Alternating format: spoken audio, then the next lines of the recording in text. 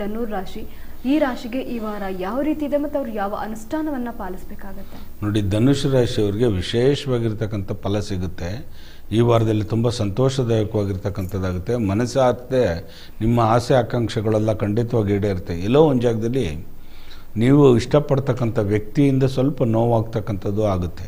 ಹೆಣ್ಣಾಗಿರಲಿ ಗಂಡು ಮಕ್ಕಳಾಗಿರಲಿ, ನೀವು ಯಾರಿಗೆ ಪ್ರಪೋಸ್ ಮಾಡಿರ್ತೀರಿ, ಯಾರಿಗೆ ಇಷ್ಟಪಟ್ಟಿರ್ತೀರಿ, ಅವ್ರ ಕಡೆಯಿಂದ ಸ್ವಲ್ಪ ನೋವಾಗ್ತಕ್ಕಂಥದ್ದು ಜಾಸ್ತಿ ಆಗುತ್ತೆ ಈ ವಾರದಲ್ಲಿ.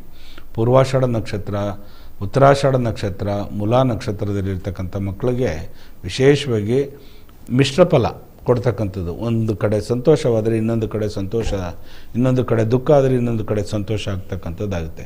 ನೀವೆಲ್ಲ ಏನು ಮಾಡಬೇಕಪ್ಪ, ವಿಶೇಷವಾಗಿ ಹೈಗ್ರೀವನ ಉಪಾಸನೆ ಮಾಡ್ತಕ್ಕಂಥದ್ದು, ಲಲಿತ ಪಾರಾಯಣಗಳನ್ನು ಮಾಡ್ತಕ್ಕಂಥದ್ದು ಮಾಡಬೇಕು.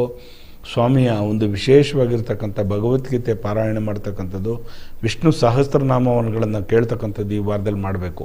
ಆಷಾಢ ಮಾಸದಲ್ಲಿ ಬಂದಿರತಕ್ಕಂಥ ಮಕ್ಕಳುಗಳು ವಿಷ್ಣು ಆಲಯಕ್ಕೆ ಹೋಗ್ತಕ್ಕಂಥದ್ದು ಮಾಡಬೇಕು. ಖಂಡಿತವಾಗಿ ಈ ವಾರದಲ್ಲಿ ಮಹಾಲಕ್ಷ್ಮಿಯನ್ನು ದರ್ಶನ ಮಾಡಿ ವಿಷ್ಣು ಆಲಯದಲ್ಲಿ ಒಂದು ವಿಶೇಷವಾಗಿ ಯಾವುದೇ ದಶಾವತಾರಗಳಲ್ಲಿ ಯಾವುದೇ ಒಂದು ಅವತಾರದಲ್ಲಿ ವಿಷ್ಣುವಿನ ಆಲಯಕ್ಕೆ ಹೋಗ್ತಕ್ಕಂಥದ್ದು ಮರಿಬೇಡಿ. ಈ ಧನುಷು ರಾಶಿಯಲ್ಲಿರ್ತಕ್ಕಂಥವ್ರು ತುಂಬ ಚೆನ್ನಾಗಾಗುತ್ತೆ, ನಿಮ್ಗೆ ಒಳ್ಳೆಯದಾಗುತ್ತೆ. ಒಳ್ಳೆಯದಾಗಲಿ.